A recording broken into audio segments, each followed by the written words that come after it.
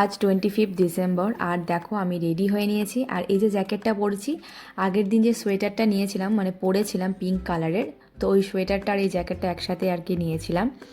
আর কলসেটা দেখে তো নিশ্চয়ই বুঝতে পারছো, এটা ভাই আমাকে ভাইফোঁটায় দিয়েছিল, তো ওটাই আর কি পরেছি। আজ আমি সব কিছু নতুন নতুন পরেছি। তো যাই হোক, আর জ্যাকেটটা যখন কিনেছিলাম সুমন বলেছিল গরম হবে, কিন্তু একদমই না।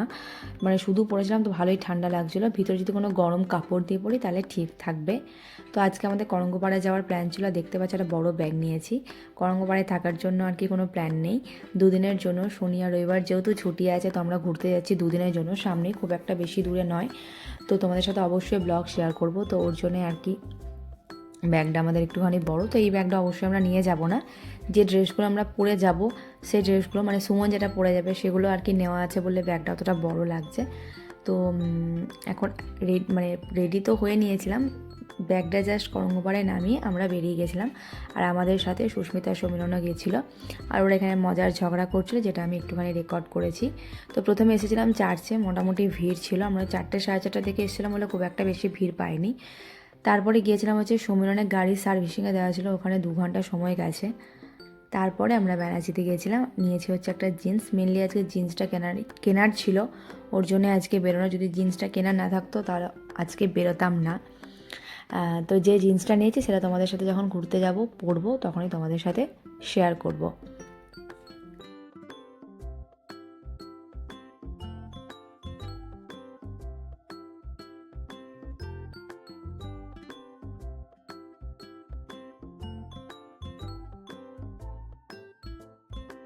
আর হালকা হালকা খিদে পাচ্ছিলো বলে ব্যানাচিতে এসে আগে একটা মোমো খেলাম, মানে মোমো নিয়েছিলাম। সুস্মিতা 1 প্লেট নিয়েছিল, আমি 1 প্লেট, আর সুমন একটা এগ রোল নিয়েছিল।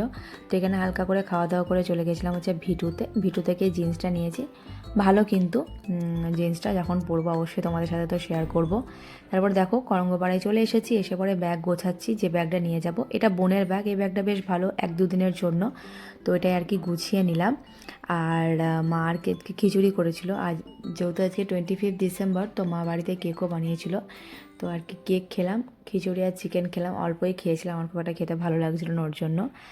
আর এখন অনেক দিন হয়ে গেল ফেস প্যাক সেভাবে ব্যবহার করা হয় না, কারণ অফিস থেকে এসে আর এনার্জি থাকে না। আর এই গুড ভাইবসের এই ফেস প্যাকটা খুব ভালো, উপটানের, তো ওটা আর কি একটু অ্যাপ্লাই করেছিলাম।